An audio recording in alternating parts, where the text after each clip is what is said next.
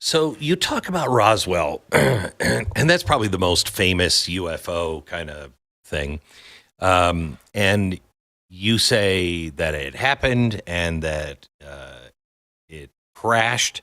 Have you seen? Why do you know that? How do you know that this was Sure. real? And Yeah. So for several reasons. One was some of our scientists in our organization had made that claim, but they also backed up that claim, and there was material that was allegedly recovered.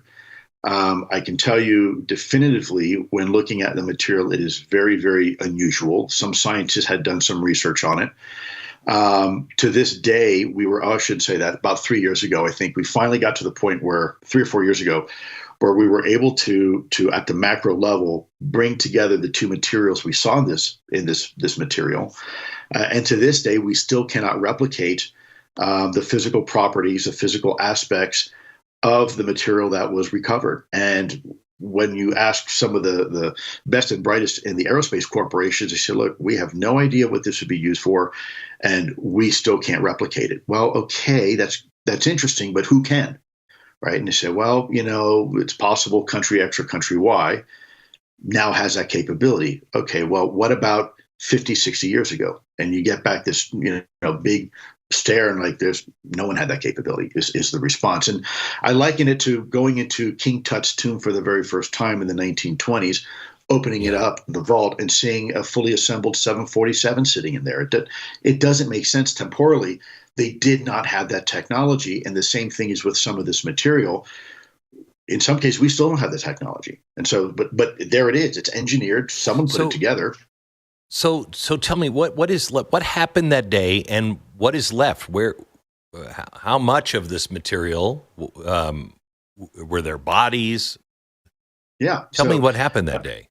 so as the report goes, it was actually two. There was actually two incidents. There was two crashes, not one. And one was partially recovered, and there were biological specimens inside, allegedly four, and they were very quickly whisked away, taken to the military base to lock them down. They didn't want the locals touching them or getting a hold of them. And of course, we know what happened after that, which was this campaign to say, "Oh no, these are mylar balloons and stuff like that. No, these are crash test dummies that came down." Well, that's interesting because we weren't using dummies back then for some of these tests. We weren't using dummies until later. So these specimens were looked at. I don't know where they went after that, and where the material went after that. The trail gets kind of cold.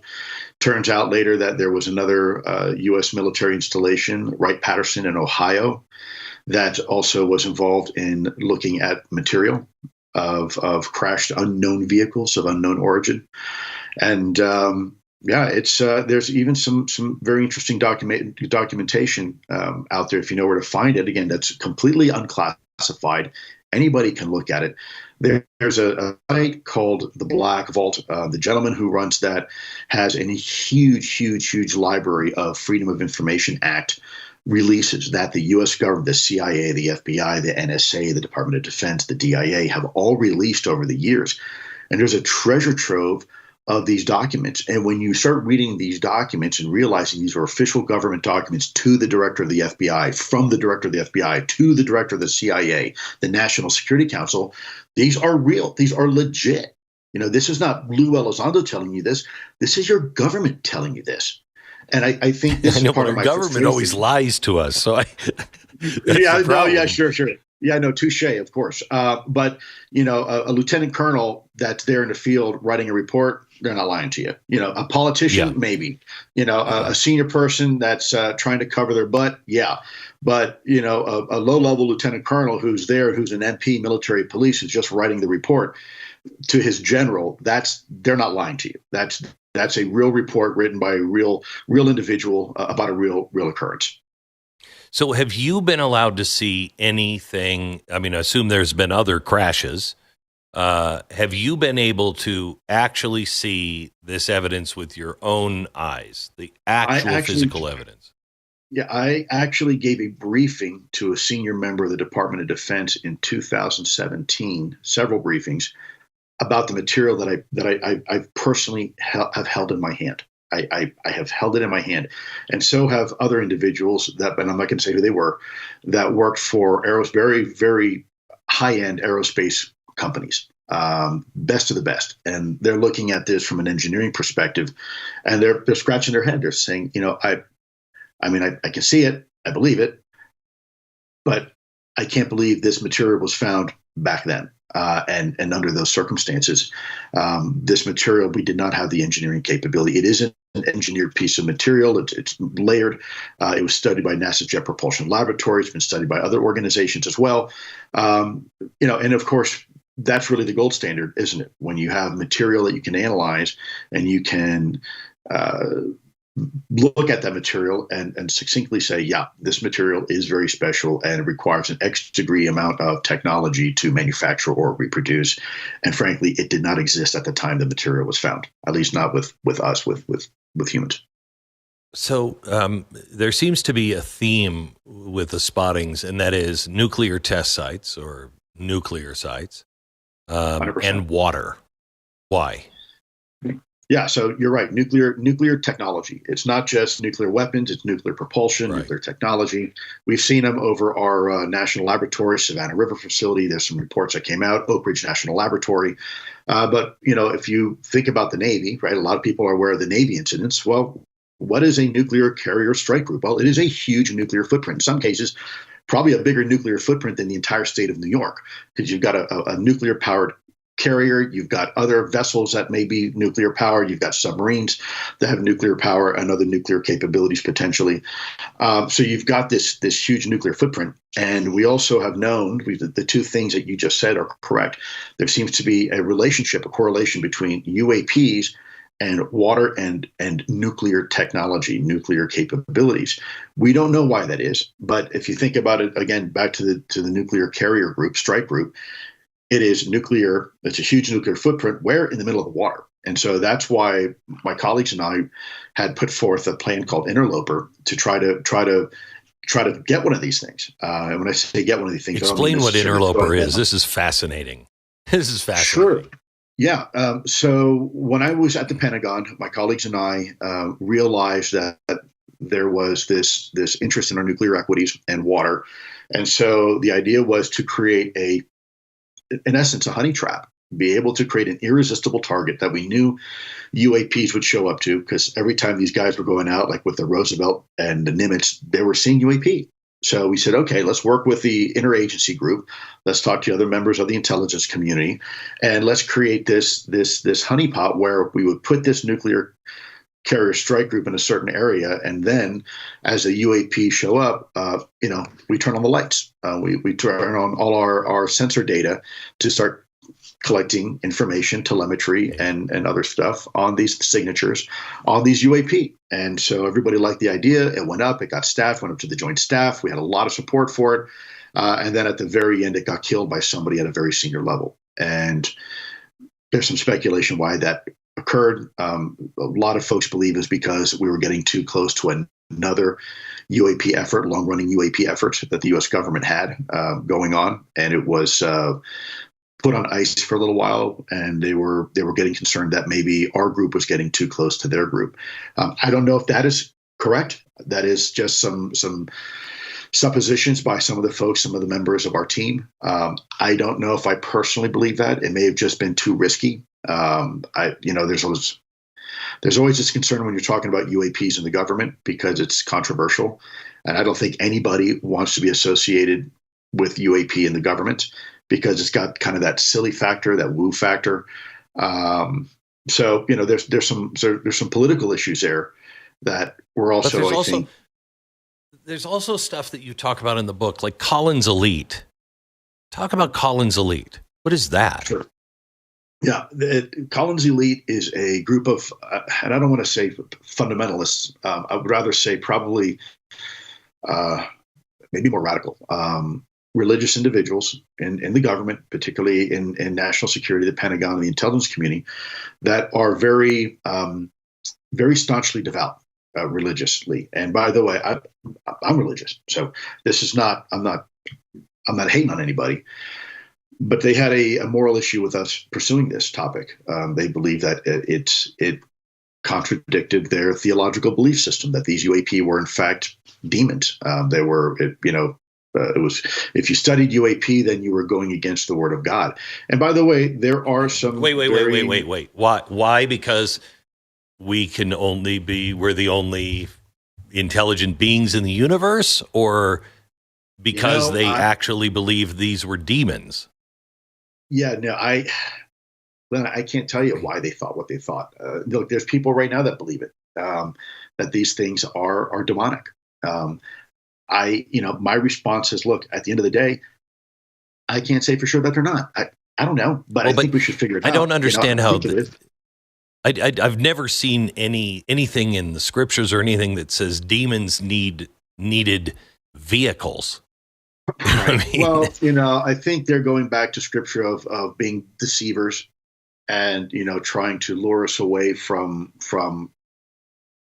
the path of righteousness. Again, I don't want to get preachy here. I understand their perspective. And by the way, I don't blame them for it. I'm going to be the first one to tell you, but what I do disagree with it. I think at a minimum, we need to figure out what's going on. Look, Galileo, when he first proposed that the Earth was not the center of the solar system, look what they did to him, right? They almost killed him for it. They even refused to look through the very telescope that he had made to prove his observations.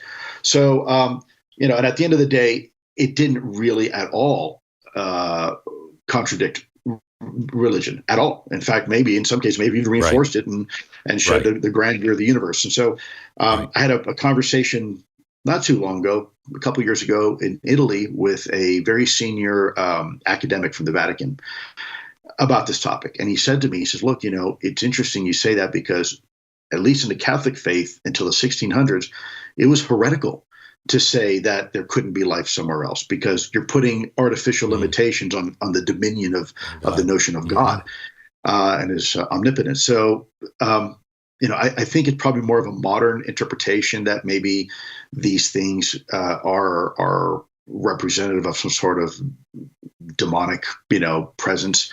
I don't subscribe to that. And, there are some religious fundamentalists in the government. And I don't mean just Christian, right? There's fundamentalism by any other word is still fundamentalist. But are you talking about, because I've never heard of this group, are you talking about like a secret society that is coordinated on thwarting things? And how did you even find out about this group? Sure. Yeah. Well, we've been facing them before. They were trying to shut the program down. We knew who they were. I'm not going to say their names, obviously, but I knew who some of these people were, and they were very, very religious. They wore their religion on their sleeve, and everybody knew it. And there are examples in the Pentagon that you can look back historically of individuals who are devout, and they make decisions based upon their faith. And I don't personally necessarily agree with that, but I also don't necessarily fault them for it. And so the Collins Elite, going back to this secret society, I don't want to be conspiratorial, because I don't know if it's necessarily a formal secret society. That's what they're referred to as. It could be just a loose affiliation of like-minded individuals that, for whatever reason, don't like this topic or like to influence national security decisions or recommendations based upon their faith. I don't know. I don't know enough about the organization to say definitively, but there is a strong alliance with some of those individuals. And if something is against their perspective, then they tend to become very vocal about it. Let's go into some of the weird stuff that I think is weirder than this. Skinwalker Ranch. I'm at my ranch right now, and Skinwalker Ranch is not far away. And the people in this area are very fascinated by Skinwalker Ranch because it's Indian lore, Native American lore, and also lore, stories that have been passed down and been told, around campfires or, serious, people talking over a cup of coffee, in the morning. What is your relationship to Skinwalker, and what can you tell us about it? Yeah, I don't have a real relationship with Skinwalker. When I first came into the program, there were elements of our effort that were very focused on Skinwalker. So tangentially, I would read a report here and there. Look, there's a lot of weirdness in this world, and I think part of the problem is that anything we can't explain, we say is paranormal. When in reality, everything by definition is paranormal until it becomes normal. This cell phone 50 years ago would certainly be considered paranormal. It's just something we don't have an explanation for yet. There is weird things in this world, not just UFOs. You're right. The indigenous people of this continent have long reported skinwalkers and wendigos. I live here near the Crow Nation, if you get them talking candidly, they'll tell you there's a deep belief in this. And there's people who also report seeing and encountering strange things. Is it a natural phenomena like ball lightning or St. Elmo's fire, which could be, but maybe it's something else. We're always putting limitations. Let me give you a perfect example of this, Glenn, if I may digress just for a quick second to kind of emphasize my point. I went to school to study microbiology and immunology. And our species, there are some scientists that will propose that our species has been here around in modern form, Homo sapiens sapien, between 100 and 200,000 years. Now, if that's the case, it was only 2,000 years ago because of the Greeks. We recognized there were two types of life form on this planet, and you were either A, a plant, or B, an animal, and they kind of wrapped humans as being within the animal kingdom. And it wasn't until 300 years ago, only 300 years ago. So if you look at a 24-hour clock and say 200,000 years ago is, zero in the morning, right? It's only been roughly the last maybe 40 seconds towards midnight that we discovered another form of life that's been on this planet all along. And it's neither plant nor is it an animal, and that's the world of fungus. And so we pat ourselves on the shoulder. And if you look at that 24-hour clock, it's only been the last 5 seconds that we just discovered the true dominant life form on this planet. In fact, if you take all the biomass of every plant and the biomass of every animal and the biomass of every fungus and add it all up together, it still does not add up to the true dominant alpha life form on this planet that's been hidden all along. And in fact, it wasn't until we could have the technology to curve glass and look through a little metal tube and famously shout, little beasties, did we discover the world of microorganisms. And in fact, they live inside of you. They live on the skin of the ISS space station. They live miles underneath the Arctic ice. And we just discovered them. We just now discovered the true dominant life form on this planet. We're always learning something new about ourselves and about our place. And the one thing that we're usually right on is that we're usually wrong at first in our assumptions and presumptions. And, is it possible these things, people say, well, it's impossible because of the great distance of outer space. These things could never travel, across the heavens. Well, is it possible these things are just as natural to Earth as we are? Is it possible we're now at a point where technologically we're beginning to interact with them? Is it possible they're from the bottom of the ocean? All of these things are possibilities. And so, I always try to encourage people to keep all options on the table until they're no longer on the table. Can you tell me the difference between AAWSAP and AATIP? Yeah, depends who you ask and what day of the week. I can tell you with my involvement. When I came in, the contract was under the auspices of OSAP. Think of a big umbrella. There was a SAP. Smaller effort. AAWSAP, OSAP. And then there was a effort, and that included Skinwalker Ranch. Then there was a more focused, nuanced effort that was focused primarily on military incursions of UAP, and that was my focus. That was my interest in that. And so some of the folks that were working OSAP were also part of ATIP. Some people will tell you that ATIP was a nickname, but it also became a very formal name. And you can see that in the 2009 memo that Harry Reid wrote to the Deputy Secretary of Defense, Lynn, where he talks about ATIP. And P in ATIP means program. Advanced Aerospace Threat Identification Program. You can see in other documentation that the Pentagon has as well that ATIP was a formalized program later on. And in fact, you had the Undersecretary of Defense for Intelligence himself testifying before the American people, saying that they reviewed the ATIP files and the Blue Book files, another UFO program, a predecessor to OSAP and ATIP. So it's, really depends who you ask. Some folks will tell you that ATIP was actually part of OSAP, or others will say, no, it wasn't. I personally, I can give you my perspective, but I'm sure there's 100 people out there that will tell you what their perspective is. And you were the director of ATIP. I was the senior ranking person. I had my own staff that answered directly to me, but it's also important to note, Glenn, that there are other individuals that I worked with that we were colleagues, we were co-workers, and they worked in other organizations, other agencies. They didn't necessarily report to me. We worked together. So I had my own staff at the Undersecretary of Defense for Intelligence. I was the Director of National Program Special Management Staff. And in that capacity, I ran ATIP as a director for those people. But then there were other individuals, colleagues that I worked with as well, that weren't under me necessarily. We worked together. Right. Can you tell me about how you got recruited for this? Yeah. So I was working at the Director of National Intelligence, and the commute was terrible. My wife and kids, we decided to raise our kids on a little island in the Chesapeake Bay away from Washington, D.C., just because we didn't want them around the hustle and bustle. Wanted to try to give them some sort of normal life. But my commute, in some cases, was 3 hours each way, right? It wasn't uncommon if I spent more hours in a car in a day than I did at work. So the commute was untenable for me. So I was offered a position, temporary position, to come back to the Pentagon for a little while and set up a program for taking national level intelligence information and defense intelligence information, classified information, and figure out a way to get it down to local law enforcement. After 9/11, we realized it was a big problem. There was all this information at the national level, but the cops on the ground who needed that information weren't getting it. So one of my jobs was to work with DHS and DOD and other agencies and figure out a way to get classified information to people who don't necessarily have a security clearance. So that's what I was brought there to do. And shortly thereafter, I was approached by a couple folks who asked me to come in. They came to my office first. We talked a little bit of small talk. They were very vague about the job.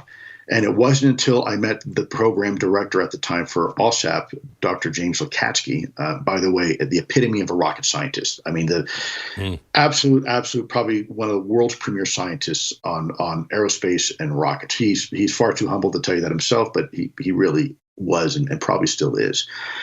So a bit of a national treasure. So I remember having a conversation with him in his office space. The Pentagon, when I wrote the book, I had it in there and they asked me to redact it, so I had to take the location out. But I went to see him in his office, and he told me quite bluntly. He just looked at me and said, "So what do you think about UFOs?"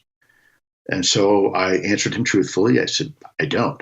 And he said, "Well, what do you mean? Do you not believe in UFOs?" And I said, "No, you didn't ask me that. You asked me, what do I think of them?"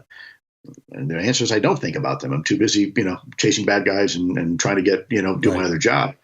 And he said, "Okay, that's fair, but don't let you gave me a warning." And he said, "Don't let your analytic bias ever get the best of you, because you may learn things that are going to challenge your preconceived notions and your narratives of what things are and what things should be." And I found it very peculiar, but, at the end, he was absolutely right. I mean, it was okay. It was an honor and privilege. I had a really good chance to meet and work with some amazing human beings. It wasn't always easy. I had two terrible portfolios at the Pentagon. I was running. I kind of joke sometimes. I had HV, high value detainees, and I had UFOs. Right, the two worst portfolios one could ever. Both of them were one of them would have been terrible enough to run in the Pentagon. Both were just probably professional suicide, if you know what I mean. But I did it. It was and look, let's not forget that now the U.S. government has an official UFO program called Arrow. You have legislation that has come out, landmark legislation over the last couple of years, and there's new legislation coming out. Right. So the government's taking this seriously. Whistleblowers now are there's legislation to try to protect them. Congress is now being informed. And let's look at the reality here. At the moment we start, taking our radar systems and recalibrating them to, I don't know, maybe look for UFOs. What happens? We start seeing Chinese spy balloons wafting over northern continental United States, just collecting intelligence and information, right? Meanwhile, I've been telling everybody, oh, no, there's nothing in the skies. We've got everything under control. Every time there's a new UFO report, annual report going to Congress, there's more and more and more unresolved issues, right? Talk to the fighter pilots. They'll tell you in some cases, these UAP have come so close to their aircraft, they have literally split the combat formation right down the middle. Wow. I mean, that's an air safety issue, right? I mean, this is real. This is a problem. The Pentagon has already said for the record that they can't explain a lot of these things. Some of these things do not have any type of prosaic explanation, and they appear to be maneuvering in a way with capabilities that exceed anything we have in our inventory. So, I mean, that's your government telling you that. That's not me telling you that. They said that for the record.